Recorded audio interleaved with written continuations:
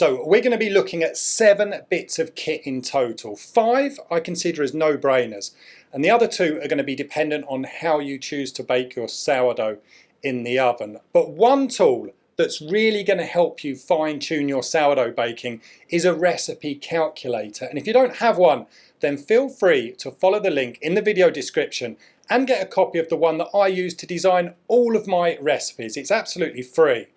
And you're also going to find the links to the kit that I use in the video description and in the baking kit section on the website. So my scrapers are probably the first thing I reach for before I bake. The bowl scraper can be used to help you mix your dough, and of course it's a great tool for keeping the inside of the bowl nice and clean while you're working, and for sliding the dough cleanly out of your bowl onto the work surface. Now, I've burnt through countless plastic bowl scrapers which always seem to tear and break in the end.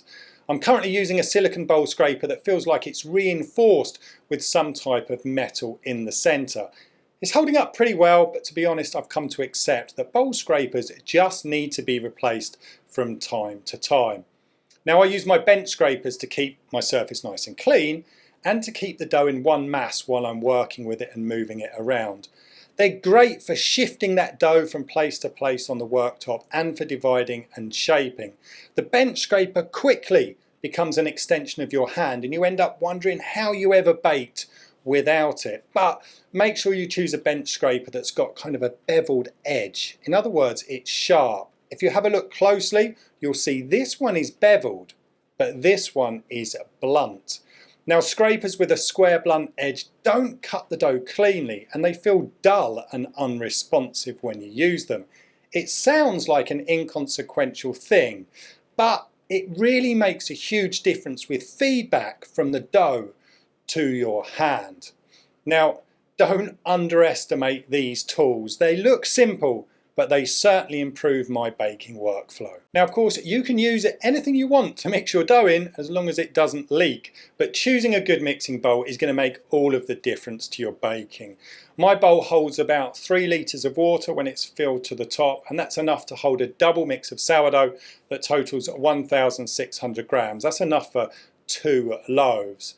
Now, you can go bigger than this, but I wouldn't go any smaller than this size bowl. Now, mine is simple. I found it in some back alley store, so super basic. But if I were to replace it, I'd stick with stainless steel, but I'd choose one with a silicone non-slip base just to stop it sliding around on the worktop, and it makes for a quieter baking session too.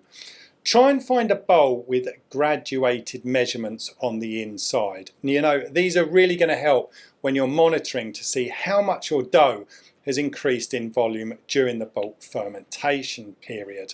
Relegate the cling film and try and find a bowl with a lid. If you can't, don't stress, just find something to pop on top of the bowl. Now, investing in a decent set of digital scales is a must if you want to take your baking seriously. I'm not saying you can't bake without them, but I am saying you'll be a better baker with them. Weighing in volume just isn't accurate enough, so find yourself a set of scales that measure in grams. Now, I know not everyone is accustomed to this unit of measurement, but to be fair, it doesn't take long to adjust to, and most decent recipes use grams as the unit of measurement anyway. Now, up until recently, I've generally spent around €20 on scales and have always favoured Sourdough as a brand, but the more I baked, the more frequently I found myself replacing them, which is why I've recently invested in a set of My Way scales. Now, I will be filming a full video on these very soon, but I can tell you right off the bat that they are a great set of scales for home bakers. But whichever brand you choose, make sure they're sealed with no gaps around the buttons where water can find its way inside and ruin the electronics. A large clear display is easy on the eyes and it makes it quick to read during your baking session. Try and choose a set with a large weighing surface, you know, the platform, so your bowl doesn't cover the display while it's on top and so you can weigh your dough directly on that surface. And lastly, beware of auto power off features. This can be a complete nightmare when you're trying to weigh multiple ingredients into the bowl. Now, you are going to need something to prove your sourdough inside. You can use bowls and colanders that have been lined with cloth, and that's definitely going to work. And I've actually got a video that I've uploaded on the channel that shows you how to make a basket out of a piece of cloth and some clothes pegs. But you know, in everyday practice, using a proper sourdough basket is going to make things a lot easier and a lot quicker for you. Personally, I like using the wicker style baskets that have got a cloth insert. Using that cloth inside the basket gives a nice rough textured finish to the loaf, and proving the dough directly in the basket without the cloth will create a nice lined pattern. These baskets are great for wicking some of the moisture away from the surface of the dough, and that creates a slight skin on the outside. That is going to help with handling and when it comes to scoring the dough. Now, I generally use the oval baskets. They hold about 750 grams to 800 grams of dough perfectly, while if you choose the larger round baskets, they're going to hold up to about a kilo. Right, you are going to need something very, very sharp to score your dough, and a razor blade is just about the best tool for the job. Now, for many years I used a bare blade. I held it between my fingers and it works perfectly, and you've got maximum control over the scoring. But obviously this comes with some inherent dangers, and nicking your fingers is pretty high up on the list, but so is misplacing the blade. And after my daughter was old enough to join me in the kitchen, I needed a safer solution. So a bread alarm is definitely the way to go. I'm a huge supporter of the Wire Monkey brand, and if you follow the link in the video description, you'll get a 10% discount off of their product range. But there are lots of brands out there. Just make sure that the alarm that you choose has got a protective cover for the blade so that it's nice and safe to store.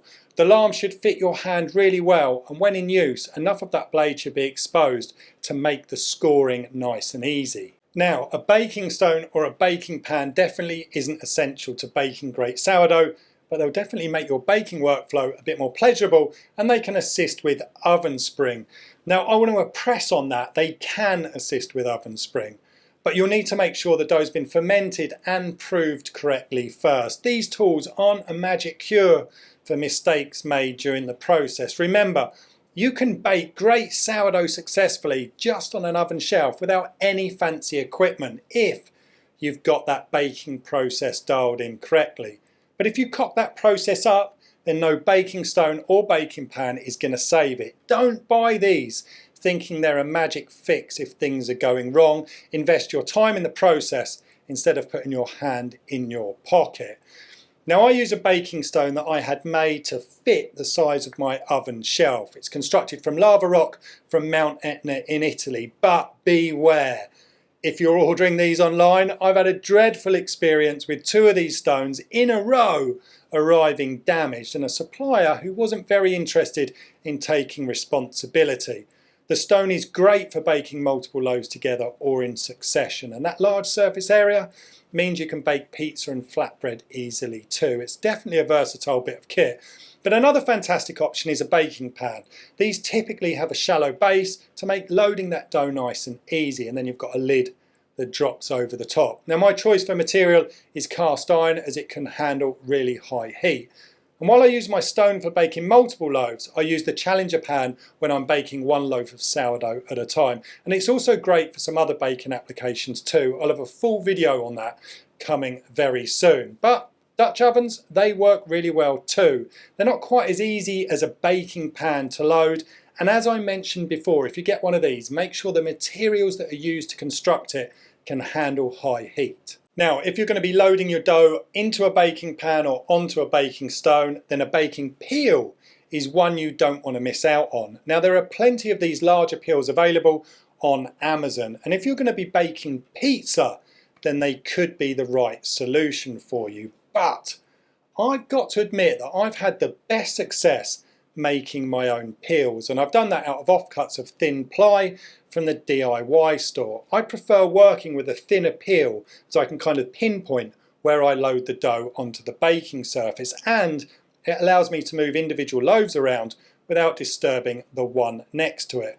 But you could also use a cookie sheet or a thin baking tray, but you can also use a piece of cardboard really successfully, and this works especially well if you're loading dough into a bread pan, but nothing stops you from using it for a baking stone too.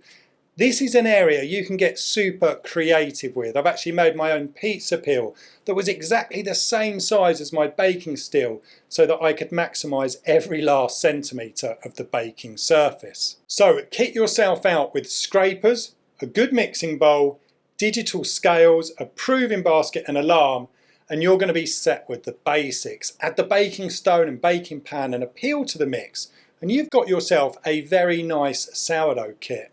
But have I missed anything? Is there anything that you think is essential, or perhaps a tool that makes your baking more enjoyable? Because let's face it, that's really important too. A huge thank you for watching.